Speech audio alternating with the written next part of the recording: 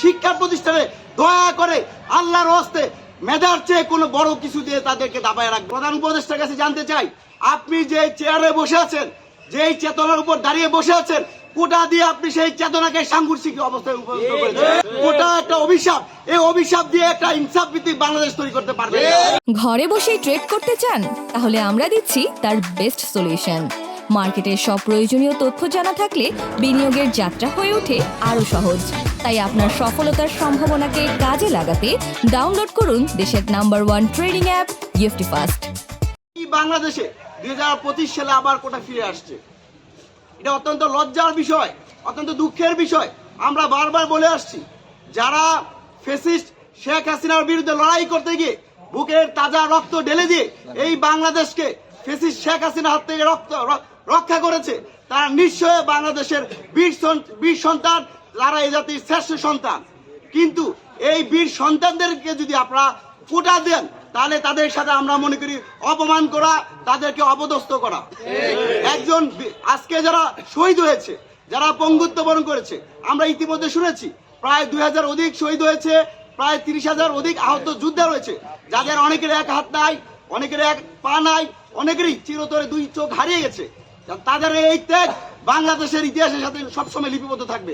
কিন্তু তাদের সন্তানরা যখন দেখবে তার বাবা এদেশের জন্য, এদেশের 8 কোটি মানুষের মুক্তির জন্য, দেশ মাতৃকার মুক্তি করার জন্য লড়াই করতে গিয়ে শহীদ হয়েছে, পঙ্গুত্ব বরণ করেছে, কিন্তু তাদের এই বীরত্বকে কোটা দিয়ে পুনর্বহাল করা হচ্ছে, তাদের মনে করবে এটা তাদের জন্য অভিশাপ। আমরা মনে করি আমাদের জাতির শ্রেষ্ঠ সন্তানদেরকে রাষ্ট্রীয় যে সকল সুবিধা আছে আপনারা তাদেরকে সর্বোচ্চ সুবিধা দেন, কিন্তু শিক্ষা প্রতিষ্ঠানে দয়া করে আল্লাহর হস্তে মেধার চেয়ে কোনো বড় কিছু দিয়ে তাদেরকে দাবায় রাখবেন না। আমরা বারবার বলছি, 2024 সালে আমরা বারবার স্লোগান দিয়েছি, কোটার কাছে মেধার হার রুখতে হবে আরেকবার। কোটা এই যে স্লোগানগুলো রয়েছে, সেই স্লোগানের সাথে বর্তমান সময়ে আমরা সাংঘর্ষিক মনে করছি। আমরা মনে করি কোটা রাষ্ট্রের একটা নীতিগত সিদ্ধান্ত, সেই হিসাবে একটা রাষ্ট্রে কোটা থাকবে কি থাকবে না সেটা নির্ভর করে রাষ্ট্রের নির্বাহী কর্মকর্তার কাছে। আমরা বর্তমান সরকারের মাননীয় প্রধান উপদেষ্টার কাছে জানতে চাই, আপনি যে চেয়ারে বসে আছেন, যেই চেতনার উপর দাঁড়িয়ে বসে আছেন, কোটা দিয়ে আপনি সেই চেতনাকে সাংঘর্ষিক অবস্থায় উপনীত করেছেন।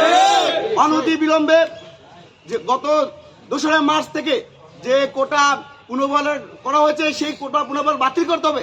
পাশাপাশি বিশ্ববিদ্যালয় কলেজে যে পোস্ট কোটা রয়েছে, সেই কোটা অবশ্যই বাতিল করতে হবে।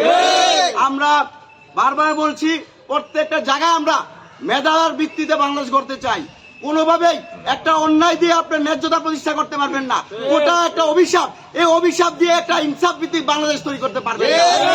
আমরা আজকে বাংলাদেশ ছাত্র অধিকার পরিষদের সংবাদ সম্মেলন থেকে অনতি বিলম্বে পোস্ট কোটা থেকে শুরু করে স্কুল কলেজ বিশ্ববিদ্যালয়ে যে কোটা রয়েছে, সেই কোটা বাতিলের আহ্বান করছি। একই সাথে তাদেরকে রাষ্ট্রীয় সর্বোচ্চ সুবিধা দিয়ে যারা পঙ্গুত্ব বরণ করেছেন, যারা শহীদ হয়েছেন, সেই পরিবারগুলোকে পুনর্বাসন করার জন্য দ্রুত আহ্বান জানাচ্ছি।